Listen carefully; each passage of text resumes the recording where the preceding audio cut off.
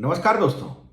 ये जो डिजिटल क्रांति का ज़माना आया है, कई बार इसको देखकर मन में आपके ये ख्याल नहीं आता है कि क्या हम सही दिशा में बढ़ रहे हैं? याद करिए, थोड़ा-सा फ्लैशबैक में चलते हैं। हम उस देश के निवासी हैं जहाँ पर पक्षियों के माध्यम से भी संदेश भेजा जाता था और सटीक उसी जगह पर पहुँचता था जहाँ उसको पहुँचना होता था। याद करिए वो दिन जब आपको टंकाल आता था तो पूरा मोहल्ला सुनता था। टेलीग्राम से अगर कोई खबर आती थी तो मान लिया जाता था कि कोई ना कोई बुरी खबर ही होगी। हमारे यहाँ गणेश जी अगर दूध पीते थे तो दिन भर में पूरे विश्व तक ये खबर पहुंच जाती थी और घर घर में लोग चम्मच से गणेश जी को दूध पिलाने लगते हैं। एक समय यह भी था कि पूरे मोहल्ले में कहीं एक के यहाँ टीवी होती थी और पूरे मोहल्ले के लोग जाकर वहां रामायण देखते थे। अब घर घर में टीवी है, कमरे कमरे में टीवी है, लेकिन देखा रामायण नहीं जा रहा है, हो रहा है रोज महाभारत। दूरियां बढ़ती जा रही हैं। क्यों? क्योंकि सभी के पास अपने अपने अलग अलग संसाधन हो गए, सभी ने अपनी अलग अलग दुनिया बना ली। आप याद करिए ना, गांव में शादियां जब हुआ करती थी पहले, हम लोग जानते भी नहीं थे कि टेंट हाउस होता क्या है। क्यों?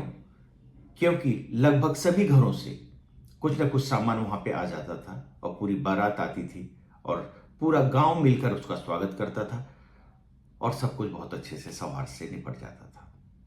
अब वो समय भी आप याद कर लीजिए कि जब मोहल्ले में किसी एक के यहाँ कोई डेथ होती थी और उसके यहाँ 10 दिन तक या 12 दिन तक जब खाना नहीं बनता था तो मोहल्ले के अलग अलग घरों से अपने आप उसके यहाँ रोज खाना जाता था।